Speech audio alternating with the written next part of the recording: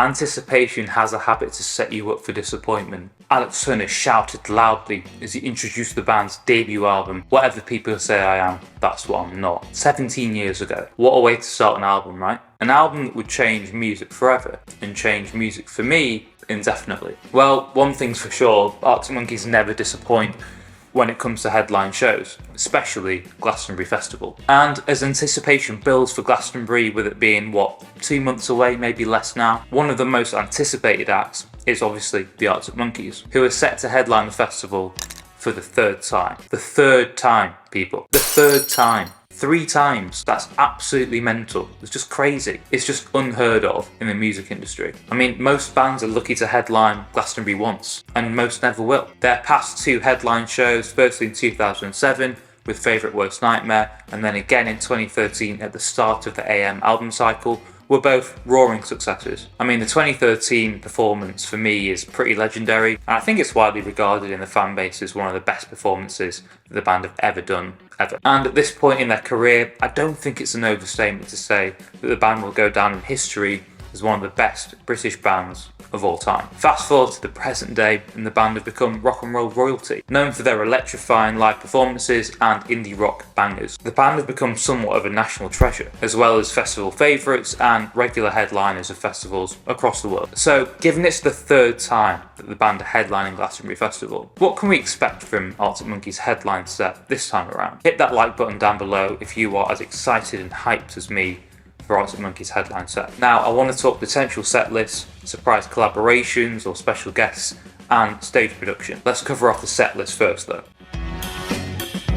With a discography spanning over a decade, I think it's safe to say that the Arctic Monkeys have somewhat of a treasure trove of hits to choose from. But with 7 albums worth of material and potentially only 20 songs that they can fit into a Glastonbury headline set, I think the band are going to have to be very, very selective in what they choose to include and what they choose to leave out. Now, the current set list that the band have been performing on their tour in Asia gives us a pretty good idea of what we can expect from the Glastonbury headline set. The first thing to say is it's very much a career-spanning set, with songs from each of the 7 albums that the band have released. The band are, however, only including 3, maybe 4 songs from their latest offering, The Car, which, like its predecessor, Tranquility Base, did split the fan base and get mixed reviews. One thing to note though is that the songs from The Car will be a lot trickier to replicate live, given all the complex layering that's going on and the string arrangement, for which the band are managing to replicate live at the moment using keyboards. More on this later on. And if you take a closer look at the rest of the set list, it just includes hits from the band's first 6 albums. Most notably though,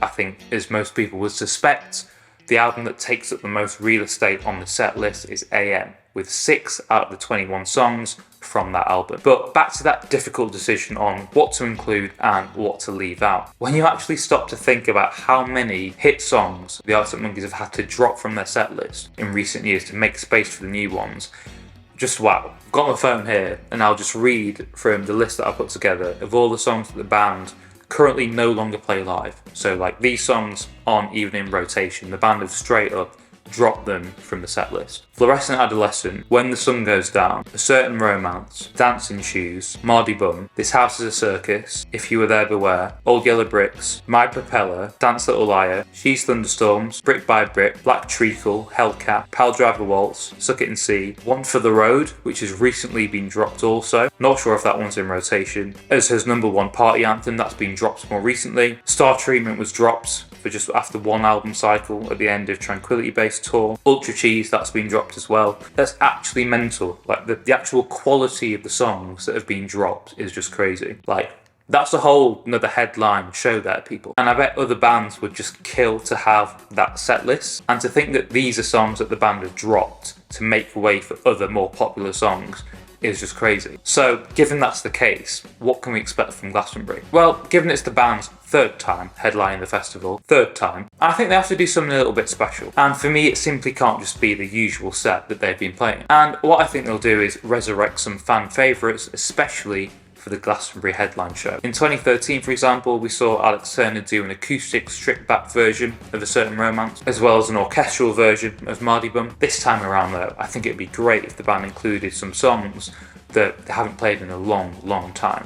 and also some songs that they haven't resurrected in previous Glastonbury headline slots. Old Yellow Bricks would be a great one. Suck It and See would be another great one for me. We'll have to wait and see, I guess, if we get any surprises. But expect the band to play a mix of old and new, a career-spanning set, which will likely demonstrate as well the magnitude of the band's evolution as musicians over the years. Just can't wait.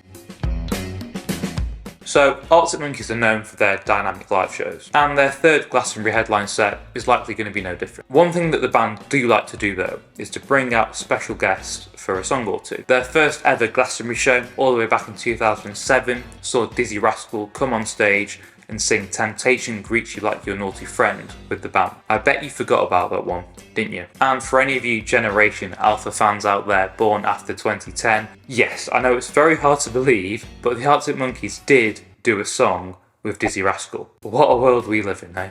What a world we live in. The 2013 headline set saw Miles Kane join the Monkeys on the song 505.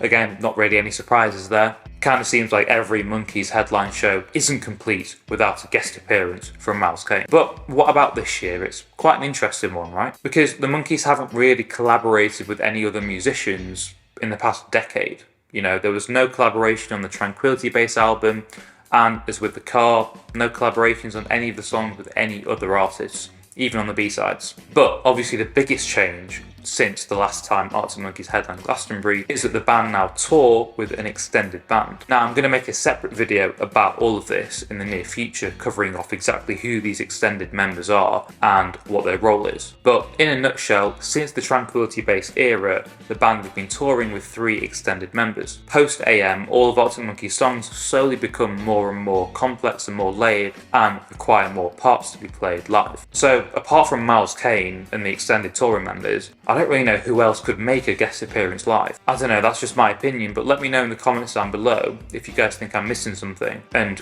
if there was a surprise, a guest appearance, who that would be. I am hoping for some unexpected moments here though. You know, it'd be great if Joshua Homme joined them on stage for a couple of songs, if he sang backing vocals on Knee Socks, for example, like he did on the album. That would be class. But yeah, let me know who you think the band could bring on during their set. Now, Arctic Monkeys sets are always visually very simplistic, yet stunning, and sonically very pleasing as well. Now, although I want them to do something special for Glastonbury, Arctic Monkeys are not Muse. I certainly don't expect them to introduce giant moving alien robots anytime soon, or crazy pyrotechnics. I think the band will stay minimal and classy. But if you remember back in 2013 when the band last headlined, they did have those big sort of A and M big lights on the stage that flashed in time with Do I Want to Know, which was class. That was sick. Simple yet very effective. But on the current tour, the band don't really have anything like this. I mean, for the European leg of their tour, they had that circular sort of lens thing, which I made a video on what I think that means, so I'll put a link to it up here if you want to watch that at some point.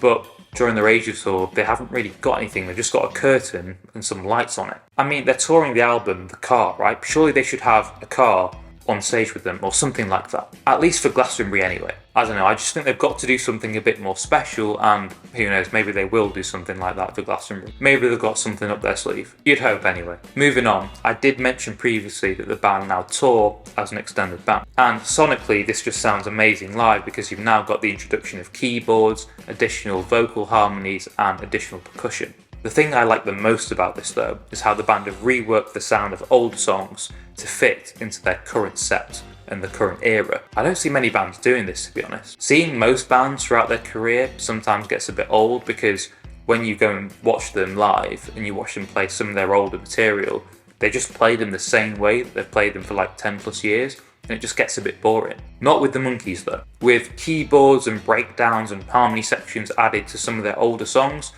they just breathe new life into them and make them sound fresh and consistent with the new sound, or the latest sound. You know, a great example of this would be them playing Cornerstone live. Now when they play Cornerstone, you've got a keyboard section as well that sits underneath the guitar. You've got these like really cool body paint guitar fills throughout the song. The song just sounds like it fits in the era of The Car. Or the reworked 4 out of 5 that the band are now playing live with a different drum beat that's more sort of Motown-esque, that fits better in the Car era. That's why it's worth seeing Arctic Monkeys every single album cycle. That's why it's really exciting to see them every time, because they just change it up.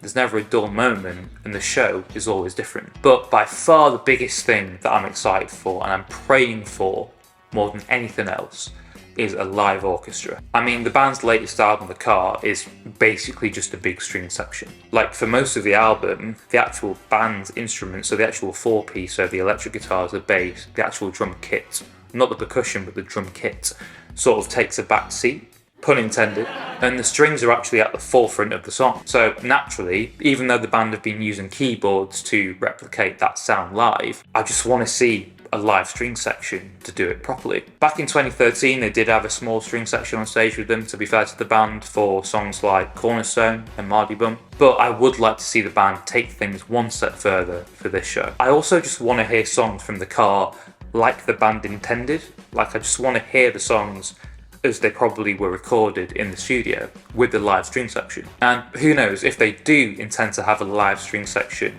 at the Glastonbury Festival, maybe, just maybe, we'll hear some songs from The Car that the band haven't yet played live, either because they've been too complex, they can't be replicated by keyboards, and they can only be done with the string section. Let me know in the comments what you guys think about this. For me, it would just make the show. So there you have it. I'm unbelievably hyped for Arctic Monkeys' third headline set.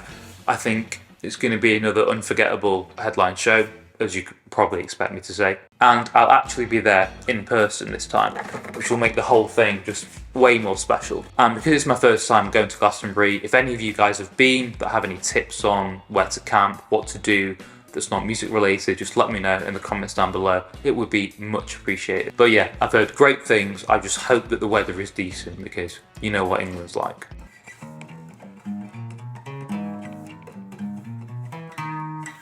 But yeah, let me know in the comments down below if you guys are excited to see Arctic Monkeys headline Glastonbury for the third time, and given it's their third time, what surprises you think the band might give us. With that said, subscribe if you haven't already for more content like this, and if you do fancy watching any more Arctic Monkeys related content, or music technology related content for that matter, I'll put a few links on screen now to some videos you may want to watch next.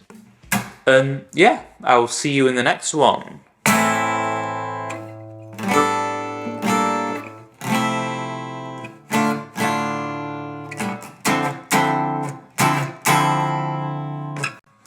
That's quite a number to say.